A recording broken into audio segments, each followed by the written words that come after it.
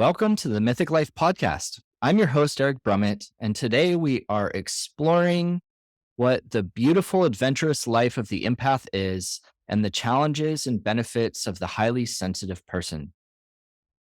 A mythic life is free from the constraints of old stereotypes, led by the adventurous soul that is striving for joy, fulfillment of purpose, and the quest for higher growth and connection. A person who believes there is more than meets the eye, that pursues personal development, alternative medicine, lifestyles that are wanting to break free of the societal norms and explore their mystical abilities. There's greatness within everyone and a soul desiring for joy. Welcome, everyone. Today, I am just thrilled to be connecting with you. Through this summer, we are going to be exploring different topics and giving you a chance to really take in some possible incredible life lessons as well as learn some amazing tools. We've had so many incredible guests, and in the fall, we'll have guests back again. Through the summer, I just really wanted to connect with all of you and share some helpful insights. For the past 20 years, I've really had the opportunity of working with so many people and training healers around the world. I've learned so much that life really is a gift, that every person is a uniquely wonderful and that we all have these amazing abilities, that life is an adventure and that we really did choose to come into this life and to experience being in these amazing bodies. Yet we run into so many challenges in our life. We run into places that can feel overwhelming, can um, create a lot of stress in our bodies, that can bring about levels of emotions that just take us over or fuel that sense of obsessive thought. And I want to connect with all of you highly sensitive people today. Even my wife, she was reading this book, The Highly Sensitive Child. And, we have our children together, we have our family, and we also have our practices. I came into the wonderful technique of theta healing in 2001 out of my own personal needs, and then started my practice in New York City in 2003 and have really had an incredible chance to connect with people throughout the years of supporting them in sessions and teaching the whole curriculum of theta healing workshops. And, what I've come to find is that sometimes what feels like is our greatest curses, our greatest hardships, is actually us not really embracing our most beautiful talents and our natural abilities. And today I really wanted to focus that into, the empath. So, from my perspective within theta healing is that every sense that we have an intuitive, energetic field around it. We all feel, we literally are these incredible sensory beings. We have all of our senses. We feel, we touch, we see, we taste, we smell, we hear. And for every one of those, there is an intuitive energy to it. And so the empathic person, which in all honesty, we all are, is also that place of our sensory. We are in a constant process of feeling our environment and responding to it. A person that feels deeply, if that is feeling deeply emotionally, if that is feeling deeply physically, if that is having very deep thoughts, all of these sensations can feel very overwhelming. I remember I've had a few clients recently that they run into this. They run into that sense of overwhelm, obsessive thoughts, anxiety, falling into codependent dynamics in their professions, in their personal relationships, running into sleeping issues or socially isolating or struggles in being alone. And I can think of somebody actually I was just working with today that there's just this constant state of everything the world is throwing at her, everything the universe is throwing at her feels like it's expecting from her is her having to step into responsibility. And there's even this new phrase for it, this adulting, right? And it is something that causes a lot of struggle for so many people. I can remember that phase of I even run into that at times these days of facing, oh my gosh, I have to keep up with a mortgage payment and stay on task with all the kids' expectations. And oh my God, I'm falling behind on mowing the lawn and I have to water the garden and the animals need to be fed. It can just be that constant flood of the mundane.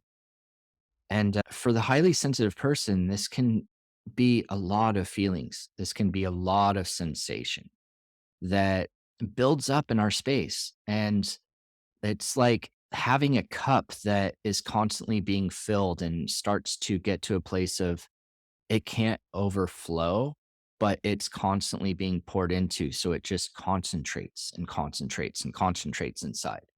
And what our body does to deal with this is it runs it through our cells. And when it runs it through our cells, all of our cell receptors respond, right? They like light up, they become active with it, and they're processing it. And that metabolism creates this chemical response in the body that gives us this emotional experience, right? The other place that that runs is it runs through the current of our nervous system. And our nerves are constantly metabolizing all of this sensory through our mind that creates this constant ticker tape of thought.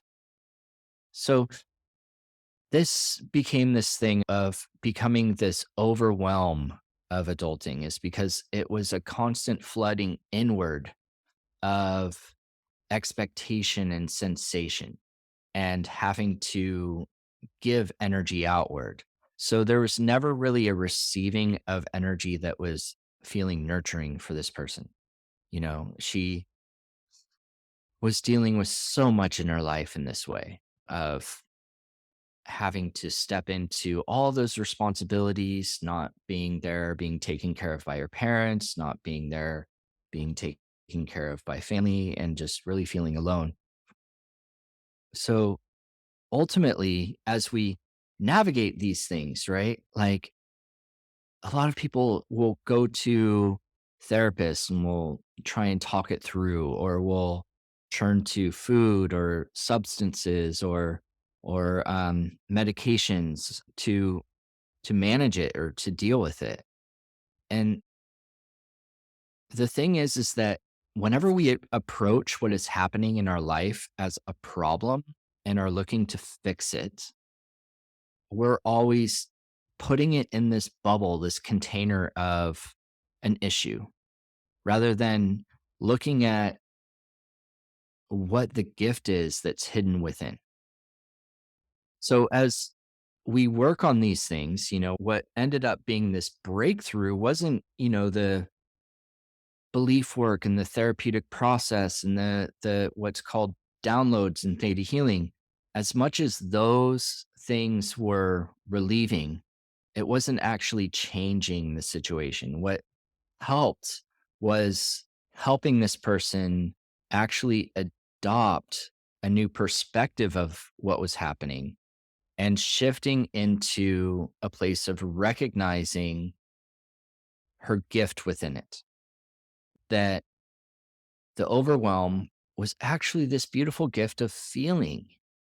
So many people walk around this life being so numb to life and being so unconscious. They're like running off programs. And it's like, it actually kind of brings up this conversation I had with some friends about this whole concept of AI, right? Artificial intelligence, and how it should be renamed because it's confusing everybody. And is it really AI, or is it just a really elaborate, sophisticated programming? And then that comparison to us, like, how much are we running on pre-existing programs versus embracing our free will and having a sentient response where we have that cognition, right? So whenever we're in these places of reactivity, we're running off programs rather than having self observation that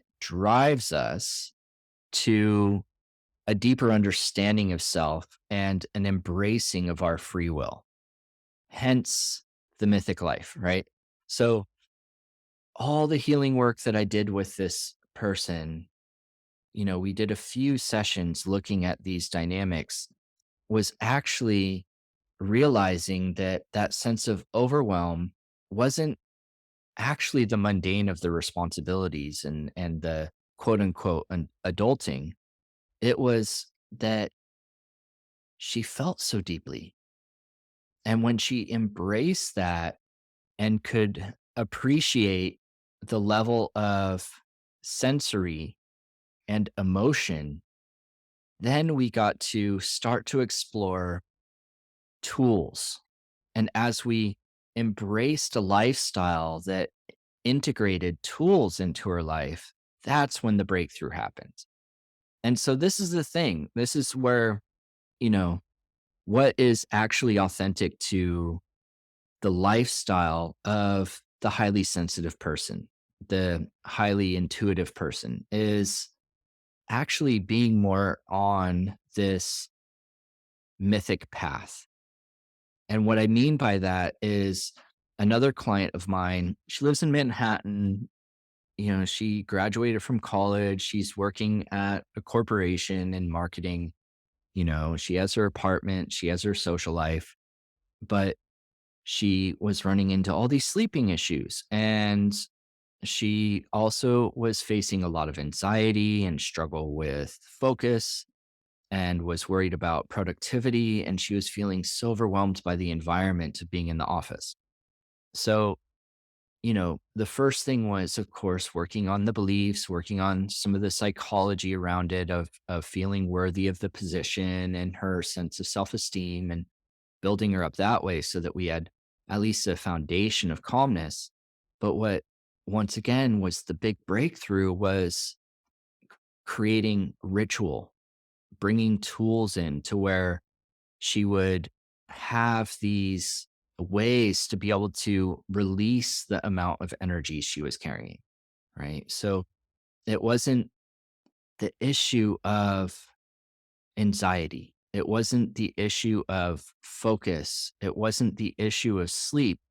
What was happening was those were kind of the shadow of the solution to the problem. When we are busy in our thoughts, we're metabolizing and working on energy. When we're in our emotions, we're actually metabolizing energy. When we are having struggles with sleep and are having crazy busy dreams, we're actually processing the energy of the day. So, what was really important was realizing, oh, wow, I feel deeply and I have all this extra energy that needs to be processed, that needs its relationship with.